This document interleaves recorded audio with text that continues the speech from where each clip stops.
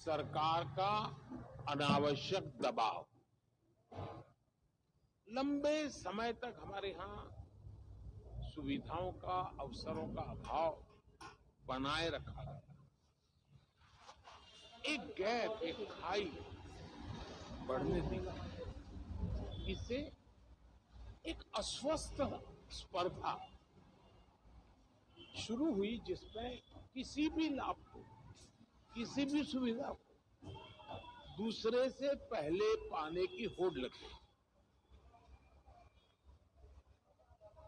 इस होड़ ने भ्रष्टाचार का इकोसिस्टम बनाने के लिए एक प्रकार से खाद पानी का काम किया। राशन की दुकान में लाई, गैस कनेक्शन से लेकर सिलेंडर दबाने में लाई, बिल भरना हो, एडमिशन लेना हो, लाइसेंस लेना हो, कोई परमिशन लेनी हो, सब जगह लाई। ये लाइन जितनी लंबी, भ्रष्टाचार की जमीन उतनी ही समृद्ध।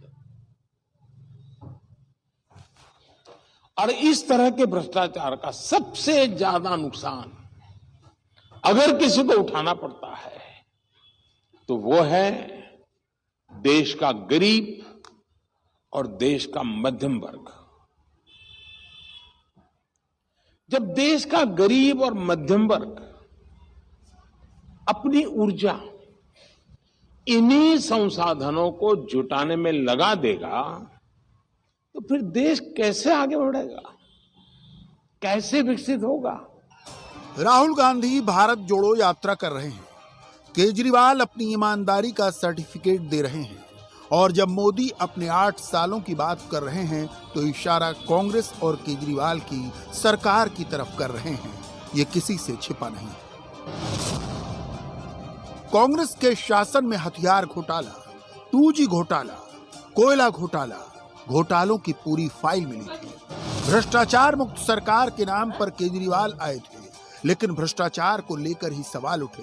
केजरीवाल के डिप्टी सीएम पर नई लिकर पॉलिसी के तहत शराब घोटाले का आरोप है।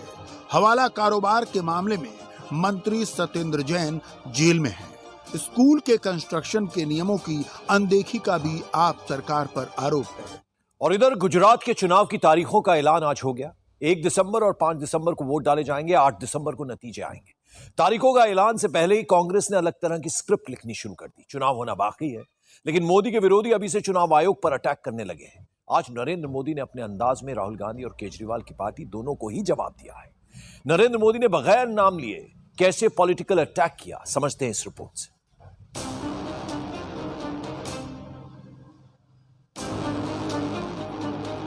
नरेंद्र मोदी ने आज अपने विरोधियों पर जबरदस्त सियासी सर्जिकल स्ट्राइक किया।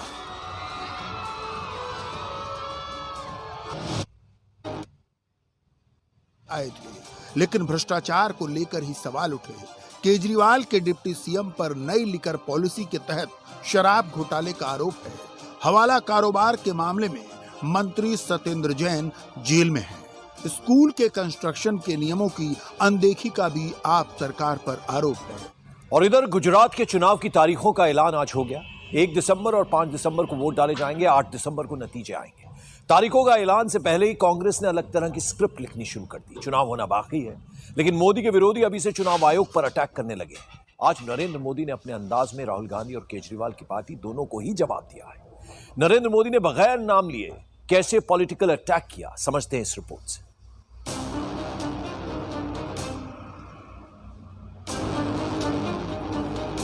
नरेंद्र मोदी ने आज अपने विरोधियों पर जबरदस्त सियासी सर्जिकल स्ट्राइक किया।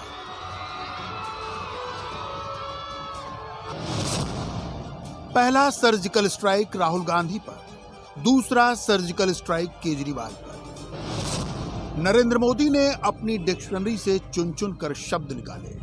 पहले राहुल को आईना दिखाया, फिर केजरीवाल को।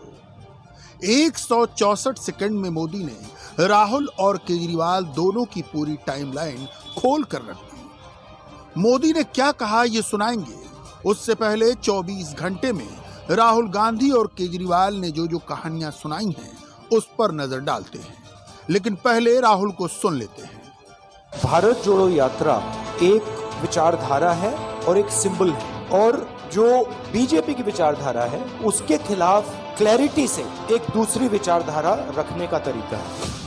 रास्ता लंबा है, बीजेपी से लड़ना, जो इंस्टीट्यूशनल कैप्चर इन्होंने किया है उससे लड़ना 2 मिनट का काम नहीं है। There is an element of institutional capture which they have done, which the united opposition will reverse, and it's important that people who have played a role in this institutional capture, they realize that you cannot get away with this scot-free, that there is a cost involved in capturing the institutions of this country and trying to destroy the institutions in this country, and you will pay that price. It is a political action against the way the BJP and the RSS are dividing the country and damaging the country, spreading hatred, spreading violence. The aim of the action is that the hatred and the violence that the BJP is spreading are weakening the country. They are anti-national activities.